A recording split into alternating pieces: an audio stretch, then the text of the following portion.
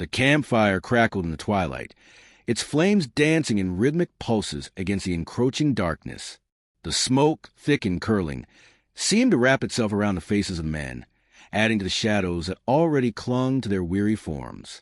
The firelight flickered across their features, beards matted with sweat and dirt, eyes clouded with a tired resignation, and bodies slumped as though the weight of the world had settled permanently on their shoulders. There was a faint chill in the air, a reminder that the seasons were shifting once again. The earth beneath their boots had turned soft with the touch of autumn rains, and the scent of wet soil lingered heavily in the air, mixing with the pungent odor of stale armor and the iron tang of blood that never truly left their skin. Yet here, in this small circle of firelight, there was no sign of victory, no sign of defeat. Only the silent endurance of men who had long since forgotten the meaning of both. The sound of leather boots scraping against the ground filled the space, a small, disjointed melody that punctuated the otherwise quiet night. Somewhere in the distance, the low, mournful cry of a wolf echoed through the trees. The men did not look up. They had learned not to fear the howls of the wild, for there was a deeper, more gnawing hunger within them, an ache that had nothing to do with the beasts of forest. It was a hunger of the soul, the gnawing emptiness of a life spent in the service of something distant and fading, the hunger for something they could no longer name. Among the men, there was one who had lived longer than most. His name was Aldrich, though few of his comrades called him by it any more. They simply referred to him as the Old One, for his age had begun to betray him, his once sturdy frame now bent under the weight of years and suffering. His hands, once calloused from years of wielding a sword, now trembled slightly as he adjusted the letter he held. The parchment was old, the ink faded, and the wax seal was cracked, but Aldrich knew what it said. He had read it countless times before, each time the words sinking deeper into his bones like an ancient curse. The letter was from home, if home could still be called that. His wife, Isolde, had written to him many months ago, though he could not recall when exactly. Time, after all, had ceased to be a meaningful concept. The seasons blurred into one another, each day a mirror of the last. In the early days of their campaign, he had read the letters eagerly, savoring each word, each stroke of ink that brought him closer to the life he had once known. But now, the words were hollow. The memories of Isolde's face had begun to fade, her voice growing quieter in his mind. He couldn't remember when he had last seen her smile, or when he had held their son in his arms. The passage of time had claimed those memories as its own, leaving only an echo of something that had once been so vivid and real. As Aldrich sat by the fire, the light from the flames danced across his weathered face, casting deep shadows that seemed to stretch endlessly. He carefully unfurled the letter, his fingers unsteady, not from the cold, but from the weight of what he was about to face. The familiar, looping script of his wife's handwriting stared back at him, and for a brief moment he felt a pang, a sharp, sudden ache that struck deep within his chest. Was it grief? Was it guilt? Perhaps it was both, but it didn't matter. The ache remained, relentless and gnawing. Isolde, he whispered to himself, almost as if saying her name would bring her back to him. But the fire crackled louder, drowning out his words. The letter was the same as all the others, full of love, but with a growing sense of desperation. She spoke of the hard times at home, of the growing scarcity of food, and of their son's health, which had taken a turn for the worse after the winter rains. She wrote that she could not wait for him to come home, that the child asked for him every day. The ink blurred toward the end, and Aldrich could not help but trace the faintest of tears that had seeped into the parchment. A single tear, from a woman who had long since stopped believing in the promises he had made to return. But it was not just the words that held him captive in this moment. It was the weight of the years he had spent away, years spent fighting battles that seemed as distant and irrelevant as the lands they now marched through. The endless campaigns, the endless victories and defeats had all blurred together. He could no longer remember the sound of the sea, the taste of his mother's bread, or the warmth of a room that wasn't filled with the stench of men and horses. He could no longer remember the faces of the men who had fought beside him in those early days. Names, once so familiar, now faded like forgotten songs. His thoughts were interrupted by the sound of a voice. A younger soldier, Leif, who had been sitting near the edge of the campfire, lost in his own thoughts. Leif was no more than a boy, hardly older than Aldrich's own son would have been had he lived long enough to see his father return. Leif's face was thin, his eyes wide and haunted, as though the weight of the world had settled upon him in a single moment. He had joined the army a mere year ago, eager and full of ambition, but the boy had learned quickly that war was not about glory. It was about survival. "Old one," Leif said quietly, his voice carrying the tremor of a question he had been unable to ask for some time. Aldrich looked up slowly, meeting the boy's eyes. Do you think we'll ever go home?" The question hung in the air like a whisper, but it was not a whisper.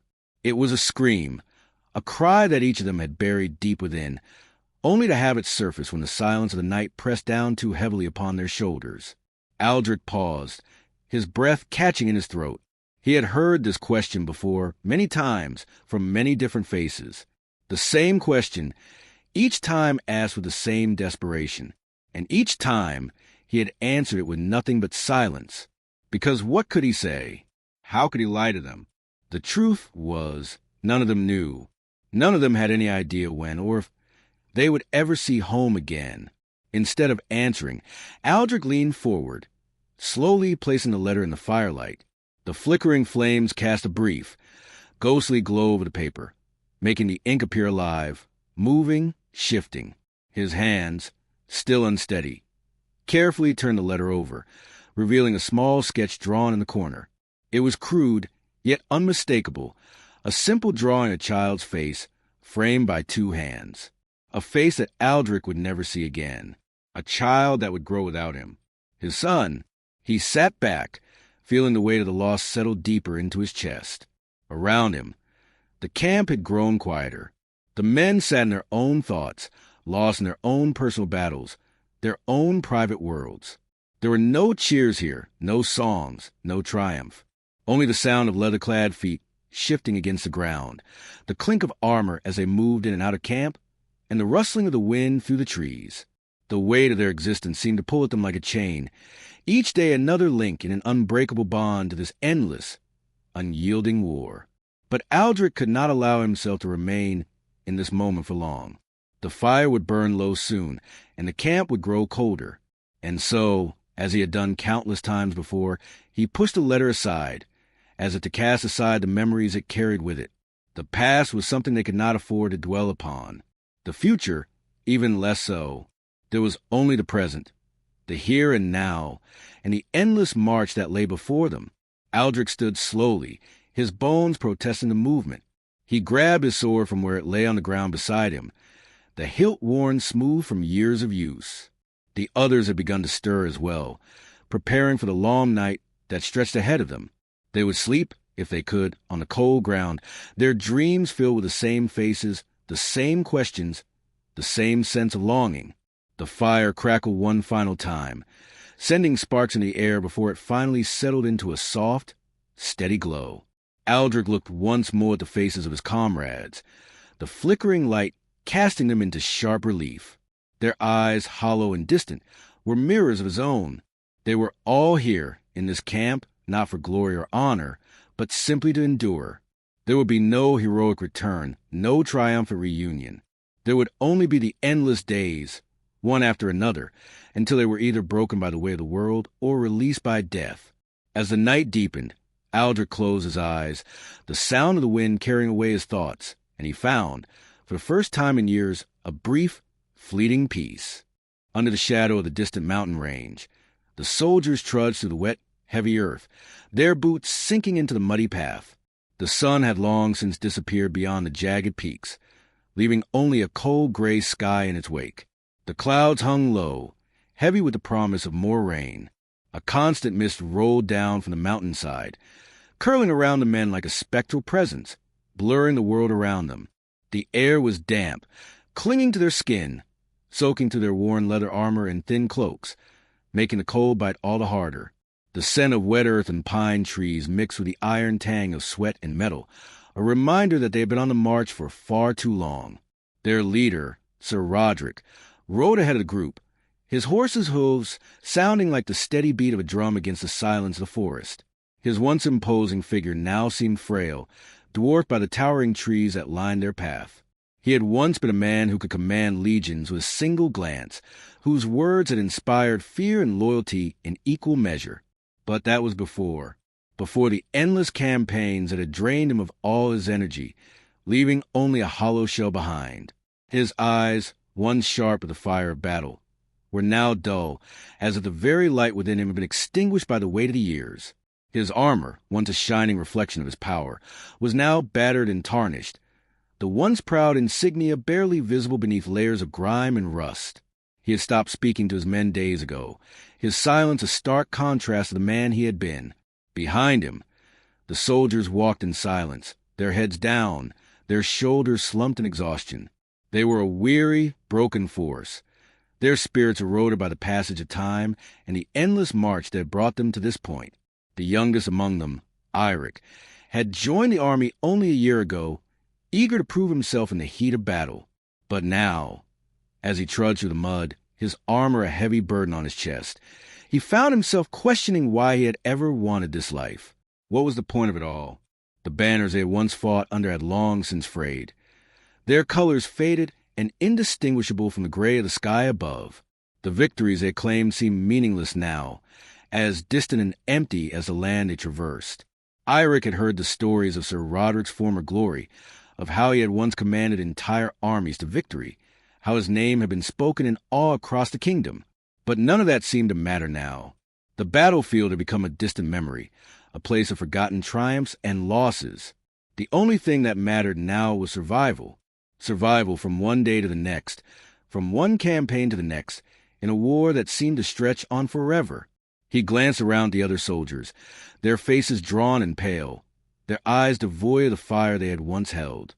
Some of them had been with Sir Roderick from beginning, fighting alongside him in battles that had turned the tide of history. But now, they were little more than shadows of the men they had once been. Their bodies had grown gaunt from weeks of poor rations and sleepless nights. Their hands, once steady with the sword, now trembled as they adjusted their packs or pulled their cloaks tighter against the cold. Their faces were etched with lines of fatigue, their eyes clouded with the weight of memories they could no longer escape. The camp they had set up that evening was little more than a temporary refuge, a few hastily erected tents huddled together beneath the canopy of trees. The fire in the center of the camp crackled weakly, its orange glow flickering like the last vestiges of a dying flame. The men sat around it in silence, their eyes distant, their thoughts far away. Some were too tired to speak, their bodies too exhausted to even think. Others whispered quietly among themselves, but the conversations were always short and fragmented, as though they feared the words would fall apart before they could be fully spoken. Sir Roderick sat apart from the men, his back to the fire, his gaze fixed on the distant horizon. His horse stood tethered nearby, its head low, its mane tangled with dirt and sweat. He had long since stopped trying to encourage his men, to lift their spirits. There was no longer any point in doing so. They were all too far gone. The firelight flickered in his eyes, casting fleeting shadows across his face, highlighting the lines that had deepened over the course of the long march. His fingers twitched, almost imperceptibly, as if he wanted to grasp something, anything, to hold on to remind him the man he once was. But nothing came. No words of comfort, no thoughts of triumph, only the gnawing emptiness that had settled in his chest, like a void that could never be filled. His thoughts were interrupted by a low, rumbling sound, a distant horn, barely audible through the thick fog of the evening. The men, ever alert to the sounds of danger, froze. Sir Roderick's head snapped up, his tired eyes narrowing. He had long since grown accustomed to the sounds of the wilderness, the calls of wolves, the rustling of trees in the wind. But this was different. This was a signal, a reminder that the war, the endless war, was never truly over. The sound of the horn echoed again, louder this time, carrying across the land like a call to arms. "Move out!" Sir Roderick's voice was hoarse, strained, as though the words themselves were a struggle. He stood slowly, his legs stiff with the pain of years of marching. The men around him rose in response, their movements sluggish and hesitant. They had learned long ago that there was no question in this. When Sir Roderick gave an order, it was followed, not because they believed in him any more, but because they had no choice. Eirik rose with the others, his heart heavy in his chest. He glanced around at the faces of his comrades, their expressions empty and resigned. There was no fire in their eyes, no hope, just a dull, wearied acceptance of a life that had become nothing more than an endless procession of battlefields, camps, and nights spent beneath the indifferent sky. As the men formed up, preparing to move out once again, Sir Roderick turned to face them. His gaze swept over the soldiers, lingering for a moment on each face, but offering nothing more than a brief acknowledgment. The world they had once known, the world of glory and pride, had long since crumbled away. There was nothing left but the journey forward, through the mud and rain, toward a destination that no one truly understood. The forest around them seemed to close in, the trees leaning in like silent witnesses to their struggle. The mist thickened, obscuring their vision, making the world seem smaller, more oppressive. The road ahead was nothing but a muddy path, a narrow, winding thread through the darkness. But they had no choice but to follow it. It was the only path they knew. As they walked, the silence between them grew heavier, more oppressive. The sound of their footsteps was drowned out by the constant rush of the wind through the trees, the whisper of the leaves as they moved in the breeze. It was the same sound that had followed them from the very beginning, the same sound that had greeted them every morning, every evening, every night. The sound of the world moving forward, indifferent to their struggle, to their pain. Irik's mind wandered as he walked, his thoughts drifting like the mist around him. What had he expected from this life? He had joined the army with dreams of glory, of honor, of becoming a hero. He had believed that the stories of knights and battles were true, that he would one day be remembered as a man of great courage. But now, as he trudged through the mud, he realized how foolish he had been. There was no glory in this life, no honor, only the endless, grinding march forward, through lands that grew more and more desolate with each passing day. Sir Roderick's voice broke through his thoughts. "Keep moving, Irik. Don't let the shadows claim you." Irik glanced up, startled. Sir Roderick's eyes, though tired and hollow, still held a glimmer of something that had not yet been completely extinguished. For a moment, Irik felt a flicker of hope, a brief, fleeting thought that perhaps there was still a reason to keep going. But the moment passed as quickly as it had come, and once again, the weight of the journey settled on his shoulders. The camp was quickly abandoned as they moved out into the night, the sounds of their movement swallowed by the fog. The horn had blown once more, and they marched, not toward any specific battle or enemy, but toward a future they could no longer see. The only certainty was the cold, the rain, and the endless, relentless march of time. For Sir Roderick and his men, there was no victory to be had, no triumph awaiting them. There was only survival. And as long as they could endure, they would keep moving, through the mist, through the cold, through the silence. The journey would never end. The clang of swords and the creak of armor had long faded into the past. Now, only the distant echo of hooves breaking the silence reminded the men of the battles they had fought and the ones yet to come. They had once been soldiers who marched with purpose, with the adrenaline of war fueling their every step. But now their movements had slowed.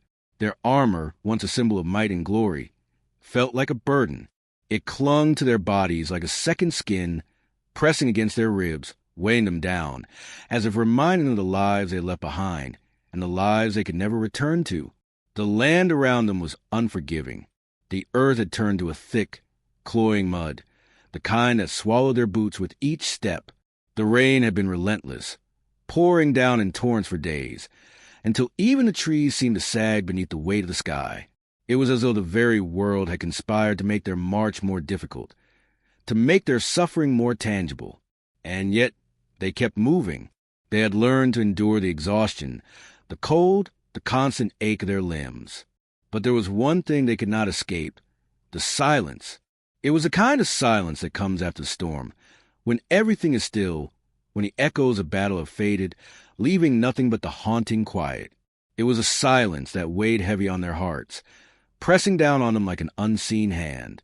It was a silence of men who had fought and bled for years, only to realize that the battles they had fought were not the ones that mattered. There were no cheers here, no songs of victory, no banners fly in the wind, just the sound of boots on wet earth and the distant cry of birds that seemed to mourn for them.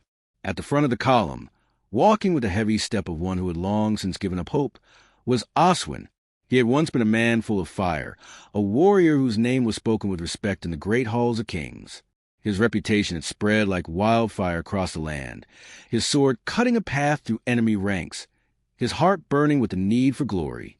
But now, as he trudged through the mud, his armor caked with grime, his face drawn and hollow, Oswin was a shadow of the man he had once been.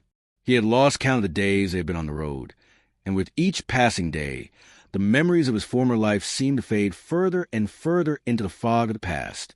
The years had taken their toll on him, not just physically, but mentally. The faces of those he had fought beside, the friends, the comrades who had once filled his life with laughter and camaraderie, were now little more than distant memories. He couldn't even remember the last time he had laughed, or the last time he felt the warmth of a fire, without it feeling like a cruel mockery of everything he had lost. The victories they had once celebrated now seemed like hollow gestures, their triumphs forgotten in the face of the endless march forward.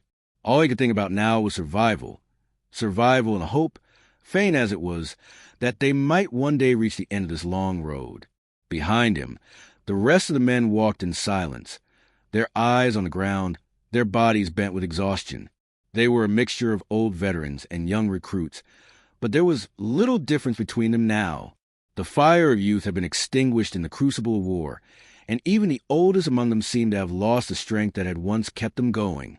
They moved as one, their bodies swaying with the rhythm of a long, unbroken march, their faces grim with the same weariness that hung over Oswin like a thick fog. They were tired, so very tired, and yet they kept moving, as if there were no choice but to continue forward. The camp they had set up that evening was little more than a few scattered tents and a small fire, its light flickering weakly against the encroaching darkness. The men huddled around it, seeking warmth and comfort, but even the fire seemed to mock them. Its light was dim, its warmth fleeting, and the smoke it produced clung to their clothes like the memories of better days, a reminder that nothing could ever be truly cleansed, not even by fire. Oswin sat apart from the others, his back against a weathered tree trunk, staring into the fire. His hands, one steady and sure with the sword, now trembled slightly as he grasped a rough piece of bread, tearing at it with a hunger that had nothing to do with food. His stomach had long since grown used to the emptiness, the gnawing void that followed him from one campaign to the next. It wasn't hunger he felt, not in the traditional sense. It was something deeper, a hunger for something that had been lost, something that could never be regained. He thought of his family, of the life he had once known. He thought of the laughter of his children, the warmth of his wife's embrace. But those memories, too, were beginning to slip away from him, like water through his fingers. The crackling of the fire pulled him from his thoughts. He glanced around at the other men. They, too, were lost in their own worlds, their eyes distant, their faces empty. Some spoke in hushed tones, but their conversations were nothing more than fleeting distractions. They were all waiting for something, perhaps for the war to end, perhaps for the end of their lives, or perhaps for something as simple as a moment of peace. But none of them spoke of it aloud. It was as though acknowledging the weight of their suffering would make it too real, too unbearable. One of the younger soldiers, Alfric, walked over to Oswin, his steps hesitant, as though unsure whether to disturb the older man's solitude. He was just a boy, barely more than a child, but his eyes held the same emptiness that Oswin had seen in the faces of men twice his age. Alfric had joined the army with dreams of glory, of becoming a knight whose name would be remembered for generations. But the long years of campaigning had worn those dreams away, leaving only the dull, gray reality of war. Sir Oswin, Alfric said quietly, his voice barely audible over the crackling of the fire, "Do you think we'll ever go home?" Oswin didn't answer right away. The question hung in the air between them, heavier than any armor. He had heard it before, countless times. The young soldiers always asked it, always with the same desperate hope that perhaps, just perhaps, there was still a chance they might find their way back to a life they could remember. But Oswin knew better than to lie to them. He knew that there was no going back. Not really. The war had taken too much from them. Even if they survived, even if they returned to their homes, they would never be the same. They would carry the scars of this journey with them for the rest of their lives. "I don't know, Alfric," Oswin said finally, his voice rough, as though the words had been trapped in his throat for too long. "I don't know. Alfred nodded, though Oswin could see the flicker of disappointment in his eyes. The boy had hoped for something more, something that might rekindle the spark of hope that had long since gone out in the rest of them. But there was no spark left. There was only the cold, unrelenting march of time, dragging them forward toward a future they could not see. The fire burned lower, casting long shadows across the camp. Oswin leaned back against a tree, closing his eyes for a moment. The sound of the night, of wind rustling through the trees, of distant wolves howling, seemed to fill the space around them, carry with it the sense of something far larger than they were, something they could not escape, no matter how far they ran, no matter how many battles they fought. The war was inside them, woven into their very souls. It was a part of who they had become. And so they sat there in the cold, in the dark, waiting for the morning to come. But the morning would bring nothing new. There would be no grand victory, no homecoming. There would only be the same road ahead, the same endless march toward an uncertain future. For Oswin and his men, there was no end in sight, no peace to be found. There was only the struggle to endure, the struggle to survive, and that was all they had left. The land was barren, the earth cracked and dry beneath their boots, a reflection of the soldiers' souls, worn, empty, and thirsty for something they could no longer name. The sky overhead was a lifeless gray, like a veil that shielded them from the warmth of the sun. They had marched across endless plains, through villages that whispered their names in fear, and forests where the trees seemed to weep for them. But nothing had prepared them for the vast, arid stretch of land they now found themselves in.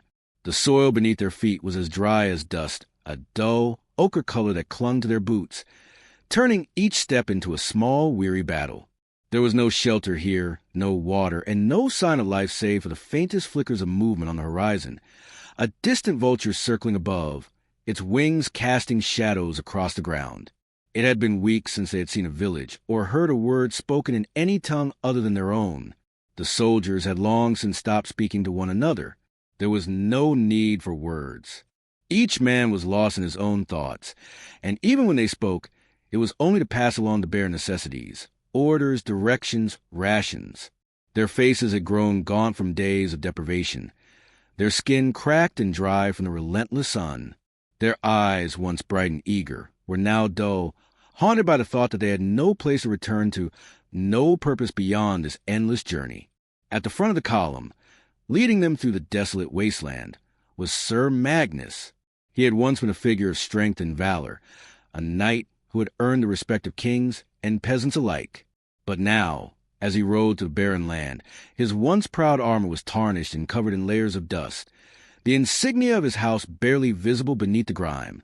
His face was lined with exhaustion, his once vibrant eyes now clouded with a weariness that seemed to penetrate deep into his soul. It was a weariness that had not come from the fatigue of battle or the harsh conditions of the journey.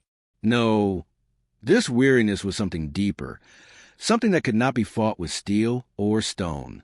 It was the weariness of the spirit, the kind of exhaustion that came from the endless uncertainty of their future. "Keep moving," Sir Magnus called to his men, his voice rough, as though it had not been used in days. The soldiers, without hesitation, followed the command. There was no questioning him now, not after everything they had been through. They had learned long ago that their survival depended on their ability to keep moving forward, even when every part of them screamed for rest. The younger soldiers, those who had joined the army in the hope of glory and honor, were now the ones who struggled the most. They were the ones who had the hardest time adjusting to the reality of war, to the slow, grinding passage of time that seemed to stretch on forever. They had believed that they would return home heroes, their names immortalized in song and legend. But now, as they stumbled through the dust and the heat, they saw the truth that war did not bring glory. It only brought suffering. They had not been prepared for this, for the endless days without respite, the nights spent huddled together beneath the stars, their bodies cold, their minds restless with the weight of memories they could no longer escape. Leif, the youngest of them all, had joined Sir Magnus' army with dreams of becoming a knight, of earning his place among the legends of the realm. But now, as he moved through the parched earth, his once idealistic vision of warfare had crumbled. There was no honor here, no glory. There was only the struggle to survive, to endure. His face, still soft and unmarked by the years of battle, had become drawn with exhaustion. His once bright eyes, full of ambition, were now hollow and tired, as though they had seen too much in too little time. Leif's hands, once steady as a swordsman's, now trembled as he adjusted the weight of his armor. It was heavier than it had ever been, as if the very weight of his existence was pressing down upon him. He could feel the sweat trickling down his back, soaking to the layers of his clothing. But he didn't have the energy to care. He barely had the energy to keep moving, let alone think about the future. The days had become a blur, one indistinguishable from the next. Marching, sleeping, marching again. The ground beneath his feet felt like it was swallowing him whole. And the worst part? There was no end in sight. He glanced around at his comrades, at the men who had been with him from the beginning, who had fought beside him in battles that had taken them across the land, who had seen so many horrors that they had grown numb to the sight of blood and death. Their faces were grim, their eyes distant, as if they had already given up on any hope of salvation. They were already dead inside, Leif thought, just waiting for their bodies to catch up. In the distance, the sound of a horn echoed across the dry plains. It was faint, almost drowned out by the wind, but it was enough to stop the soldiers in their tracks. Sir Magnus, who had been leading the way, turned sharply in the direction of the sound.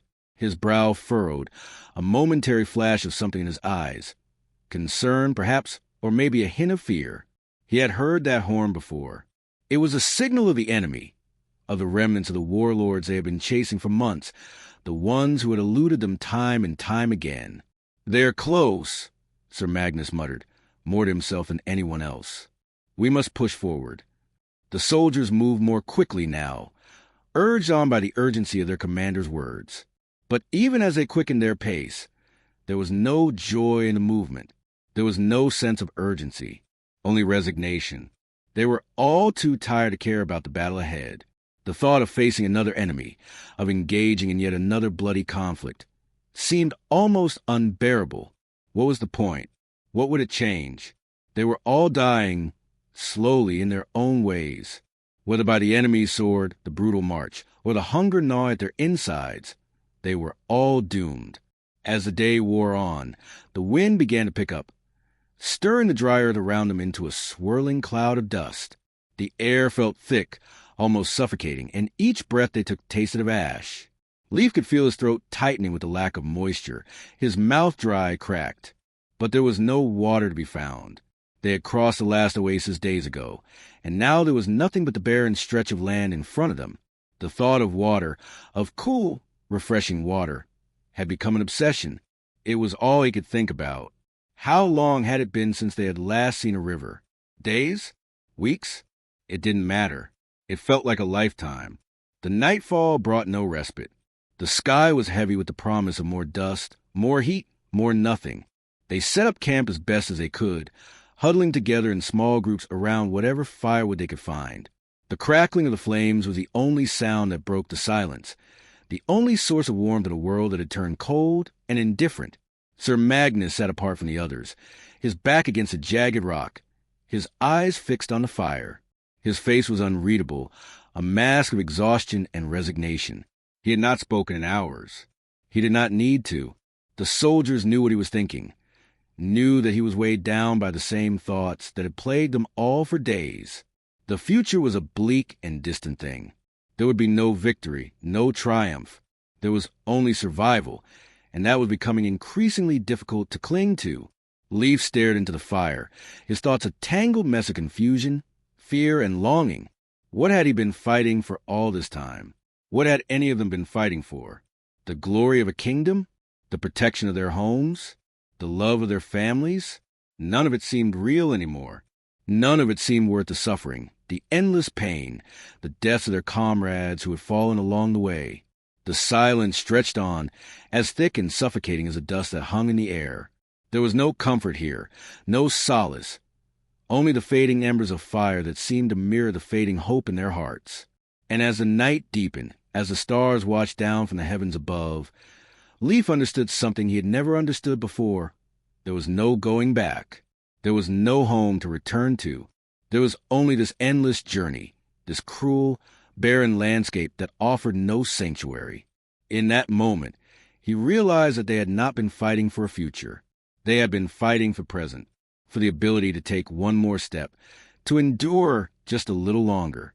The war was not about victory or defeat. It was about survival. And if they could survive one more day, perhaps they could face another. But even as the fire burned low, Leaf knew deep down that they were not going to survive this journey. They had already given too much. They had nothing left to give. The endless march had become its own world, a space where the boundaries between time and place blurred. Each day stretched like an eternity, the monotony of the journey making the moments feel both infinite and fleeting at once. In the early mornings, as the pale light of dawn broke over the horizon, the soldiers would begin their slow, agonizing routine. The sound of boots on soft earth was the only music to their ears, a rhythm that never ceased, the sound of life continuing even when it felt like their very souls had been left behind. The sun had already risen high by the time they reached the next camp, a collection of tents, half-collapsed structures, and a small fire where a few men gathered. The smell of roasted meat, likely the last of the provisions, mixed with the dampness of the morning dew still clinging to the trees. There was no ceremony in the setting up of camp. There were no songs sung or stories shared by the fire. It was all so mechanical now, so routine, as if they had forgotten what it felt like to truly rest, to feel the peace that followed a day well spent. The soldiers had become creatures of habit, merely existing, moving from one location to the next with no hope or real purpose in their hearts. Alfred, the youngest of the group, felt the weight of the silence pressing down upon him more than anyone else. He had been eager, full of youthful optimism when he had first enlisted. The allure of battle, the glorious service, had been a promise he could not refuse. But that promise had long since turned to ash. The past 2 years of fighting and endless travel had worn him down, robbed him of his innocence and his dreams. What had once been an adventure, an idea becoming something greater, had become a haunting existence. Each step, each day, was a reminder that he had lost something vital, something that he could never recover.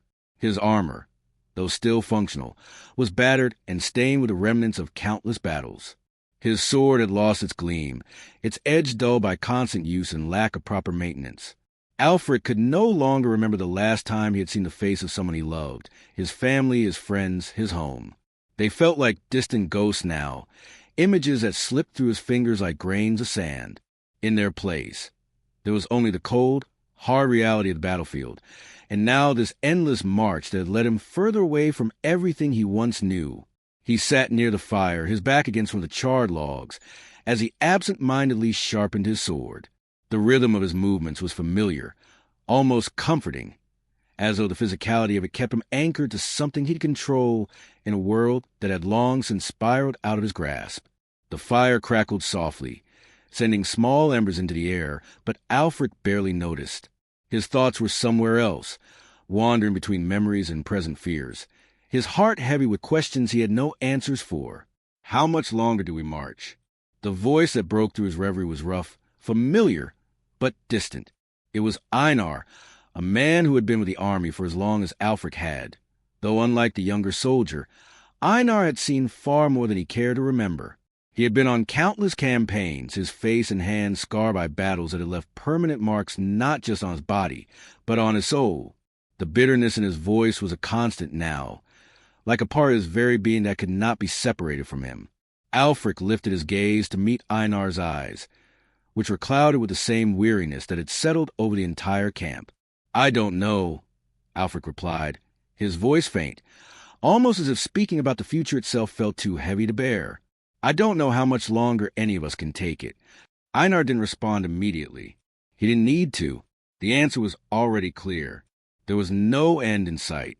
The enemy had retreated into the hills, deeper into the wilderness, where it would be nearly impossible to follow.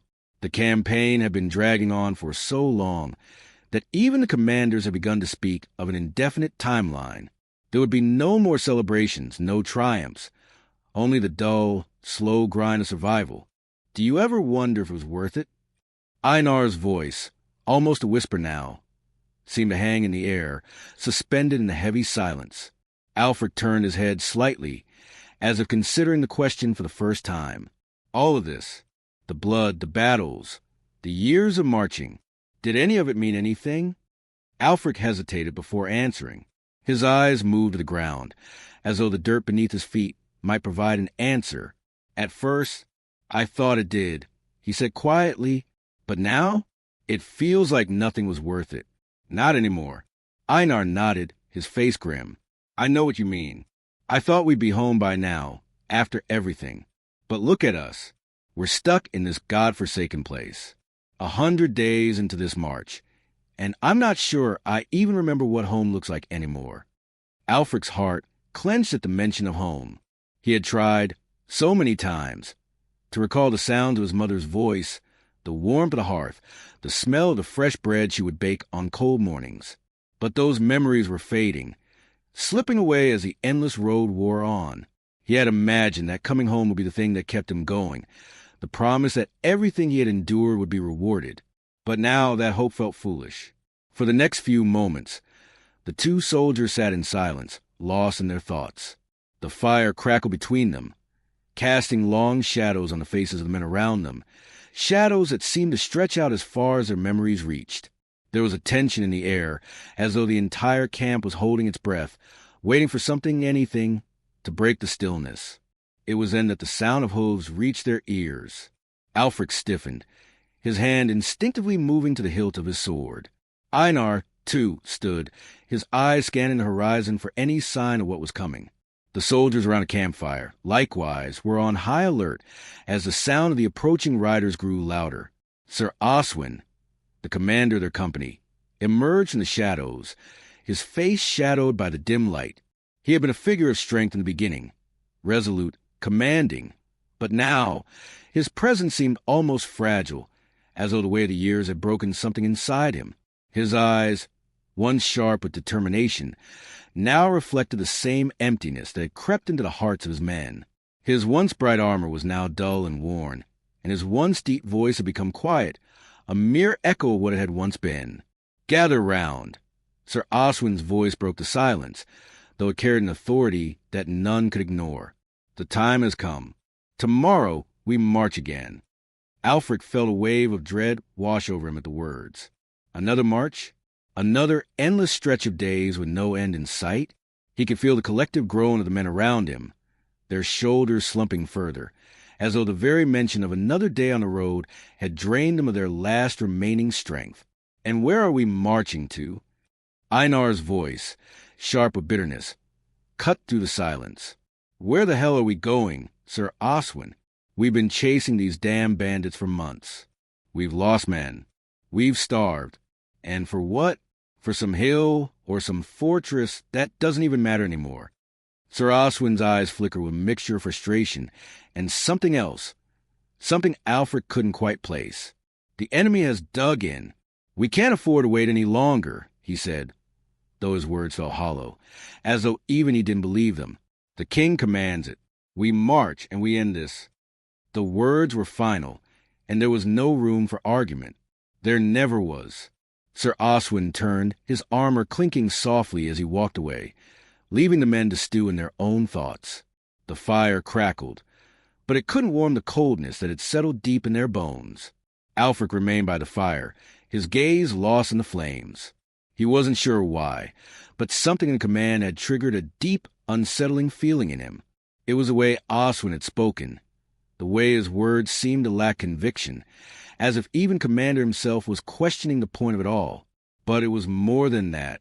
It was a way to the journey itself, the realization that they had been in this cycle for so long that it was impossible to imagine any other life.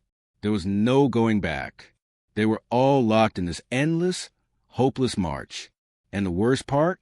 They had all become so numb to it that even the thought of returning to a life of peace seemed impossible.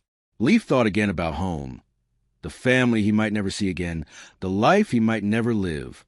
The future had become a blurry shadow, a thing he could no longer touch or grasp. All that remained was the present. The night was heavy, the weight of it settling on the soldiers' shoulders like an old, worn cloak. The fire flickered weakly in the center of the camp, casting long, dancing shadows that crept across the men's faces. They sat in silence, their eyes vacant, staring into the flames, lost in the private battles that raged within them. The air was thick with the scent of smoke, sweat, and earth, the familiar smells of life they had grown accustomed to but never truly accepted. The wind stirred the smoke, sending a bitter taste into their mouths, but no one moved to avoid it. There was no more energy for such small gestures of discomfort. For the past few days, the men had been resting, a temporary lull in the long march that had taken them across countless miles of hostile terrain. But it was not peace they had found in the quiet. It was an uneasy, oppressive stillness, a calm before the storm of yet another battle or forced march. The brief respite felt like a cruel joke to the soldiers, an illusion of rest that would soon fade away. They knew better than to believe that they would ever truly stop, that the endless march would ever come to an end. In the corner of the camp, beneath a weathered tree, sat Sir Cedric. He had once been a man of great repute, a knight renowned for his valor and wisdom. He had led campaigns, negotiated peace treaties, and fought in battles that had shaped the course of history. His name had been spoken with reverence, his presence commanding respect. But now, Sir Cedric was a shadow of the man he had once been. His armor was battered and stained with the marks of countless battles, and his once strong frame had become lean and worn, the muscles beneath his clothing weak from years of hardship. His eyes, once sharp and filled with purpose, were now clouded with a tiredness that seemed to run deeper than mere physical exhaustion. The firelight caught the edges of his features, casting fleeting shadows across his face. The years had not been kind to him. His hair had turned white, his skin drawn and weathered, but it was a weight in his eyes that betrayed the true toll of the war. There was something else behind those eyes, something darker, an inner weariness that had long since taken root in his soul. Sir Cedric had seen too much, had lost too many, and he was no longer sure what the purpose of it all was. He had been thinking about this, about the futility of it all, when a voice broke through the quiet of the night. Sir Cedric. The voice was soft, almost hesitant. It was Edgar, a young soldier who had joined the army only months before. His youthful face was a stark contrast to the older men around the fire, smooth, still free from the deep lines of battle. But Edgar's eyes, too, carried a weight far beyond his years. He had already seen too much. Sir Cedric turned slowly, his tired gaze lifting to meet the young soldier's eyes. "Edgar," he said, his voice a rasp, worn from years of use. He motioned for the young man to sit beside him, and after a moment's hesitation, Edgar complied, settling down beside him in the dirt. There was a long pause before either of them spoke. "I don't understand, sir," Edgar began, his voice barely above a whisper. "Why do we keep going? Why do we march, day after day, when we know there is no end? The battles we fought, they don't bring us closer to victory. Every day we lose something, ourselves, our friends. We lose everything. Why?" The question hung in the air, a heavy thing, and for a long time Sir Cedric did not answer. He stared into the fire, the flames casting flickering patterns on the ground around them. The crackling of the wood was the only sound between them, the softest of fire filling the silence as it consumed the logs. "I don't know," Sir Cedric said finally, his voice quiet, tinged with regret. "I've asked myself the same thing many times. I thought I knew once. When I was younger, I thought I knew why we fought. I thought I understood the honor, the duty, the glory. But now, it feels as though all of that has slipped away. The battles, the marches, they become endless. There's no end to it. No victory. Only loss."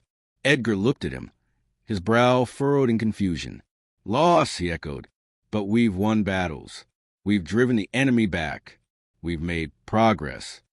Sir Cedric's eyes, already weary, grew darker as he looked at the young soldier.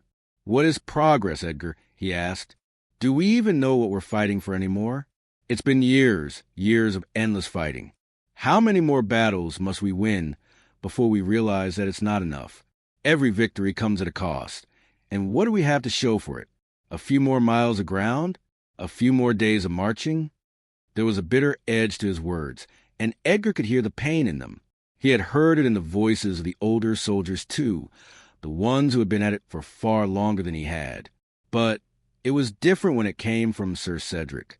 The man had been a leader, a beacon of hope for so many, and now, even he seemed lost. It was a thought that unsettled Edgar deeply. Maybe it's not about the battles anymore, Sir Cedric continued, his voice distant. Maybe it never was.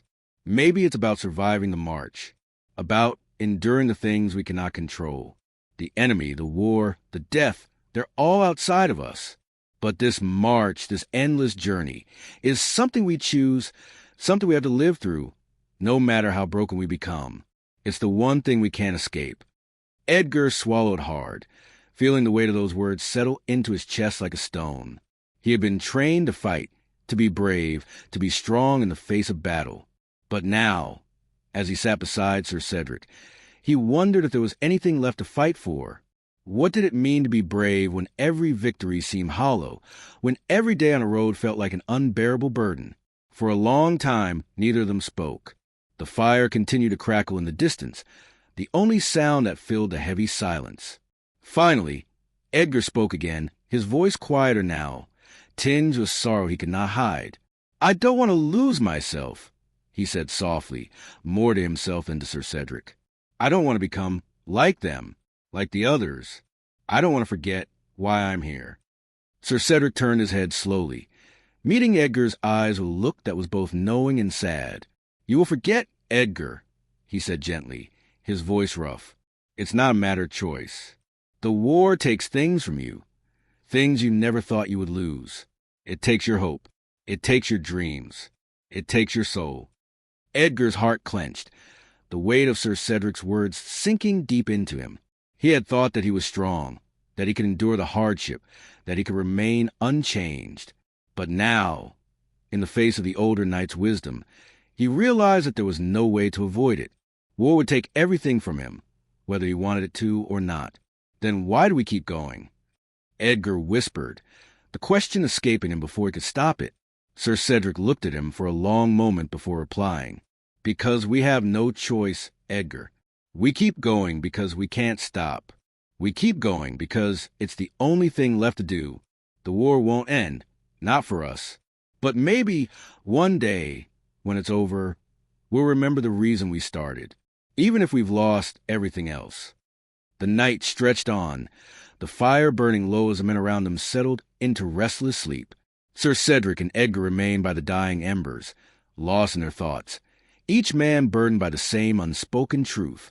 There was no glory in this journey, no victory, only survival. As the last of the firelight flickered out, the camp fell silent, the soldiers resting, if only for a moment. But in the silence, a new weight settled over them, one that could not be lifted by sleep, by rest, or by the passing of time. It was a way of a truth they had all come to understand, but one they could not escape. The war was not just on the battlefield. It was inside them all. The morning mist clung to ground like a shroud, enveloping the soldiers in a damp, ghostly embrace as they broke camp and prepared for the next stretch of their seemingly endless march. The air was thick with the smell of wet earth, the scent of grass and wood, and the faint, bitter tang of sweat that had soaked through their clothing the night before. Each soldier moved in a daze, the ritual preparing for battle, or rather, for the next day of walking, feeling mechanical. Their movements were slow, sluggish from fatigue, and the same faces, tired and etched with the marks of war, reflected the reality they had come to accept. There was no longer the sharpness of urgency in their actions, no anticipation of glory, only the slow, inevitable march toward what they did not know. Among the men was Berenger, an older soldier who had joined the army in his youth, driven by the promise of honor and adventure. But years of campaigning had worn away the idealism he had once carried with him. He had witnessed the deaths of friends, the disillusionment of comrades, and the endless battles that had blurred together in his mind, each one indistinguishable from the last. His once lustrous armor was now dull and battered, a grim reflection of his own soul, chipped and weathered by the trials of war. He had long since stopped counting the days, and his sense of time had become distorted. Every morning felt like the same, every night, an uncertain end that offered no true peace. As he buckled his sword to his side, Berenger's eyes scanned the line of men who had come to follow him. Some veterans like himself, others new recruits who had joined with stars in their eyes, now fading with each passing day. He could see it in their faces. The same look of fatigue, the same hollowed-out expression that mirrored his own. He wanted to say something to encourage them, something to restore their spirits. But the words wouldn't come. What could he say to men who had already given so much? What could he offer them when he himself felt as if he were being slowly stripped away? The silence was broken by a sharp cry from the scouts ahead. The enemy was near, a momentary return to the ever-present war. Berenger tightened his grip on the hilt of his sword, a gesture as much for himself as for the men around him. Their battle was not one for victory. It was a battle for survival. Every step they took forward was one less they could go back, and that, Berenger realized, was a true enemy.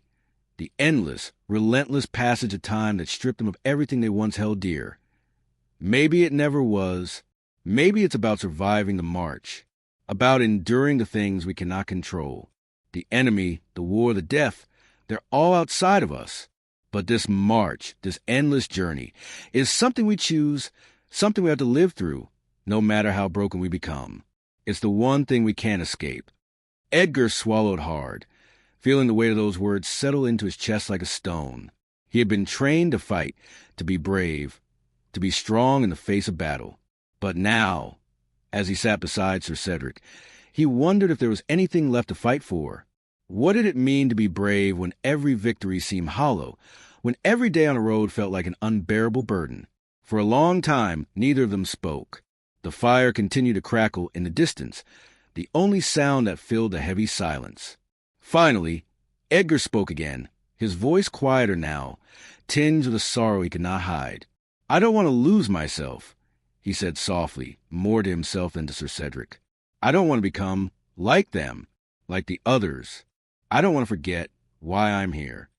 Sir Cedric turned his head slowly, meeting Edgar's eyes with a look that was both knowing and sad. "You will forget, Edgar," he said gently, his voice rough. "It's not a matter of choice. The war takes things from you, things you never thought you would lose. It takes your hope. It takes your dreams. It takes your soul." Edgar's heart clenched, the weight of Sir Cedric's words sinking deep into him. He had thought that he was strong, that he could endure the hardship, that he could remain unchanged. But now, in the face of the older knight's wisdom, he realized that there was no way to avoid it. War would take everything from him, whether he wanted it to or not. Then why do we keep going? Edgar whispered, the question escaping him before he could stop it. Sir Cedric looked at him for a long moment before replying. "Because we have no choice, Edgar. We keep going because we can't stop. We keep going because it's the only thing left to do. The war won't end, not for us. But maybe one day, when it's over, we'll remember the reason we started, even if we've lost everything else." The night stretched on, the fire burning low as the men around them settled into restless sleep. Sir Cedric and Edgar remained by the dying embers, lost in their thoughts, each man burdened by the same unspoken truth. There was no glory in this journey, no victory, only survival. As the last of the firelight flickered out, the camp fell silent, the soldiers resting, if only for a moment. But in the silence, a new weight settled over them, one that could not be lifted by sleep, by rest, or by the passing of time. It was a way of a truth they had all come to understand, but one they could not escape. The war was not just on the battlefield. It was inside them all. Sir Oswin, the commander of their company, emerged from the shadows, his face shadowed by the dim light. He had been a figure of strength in the beginning, resolute, commanding. But now, his presence seemed almost fragile, as though the weight of the years had broken something inside him. His eyes, once sharp with determination, now reflected the same emptiness that had crept into the hearts of his men. His once bright armor was now dull and worn, and his once deep voice had become quiet, a mere echo of what it had once been. "Gather round." Sir Oswin's voice broke the silence, though it carried an authority that none could ignore. "The time has come. Tomorrow we march again." Alfric felt a wave of dread wash over him at the words.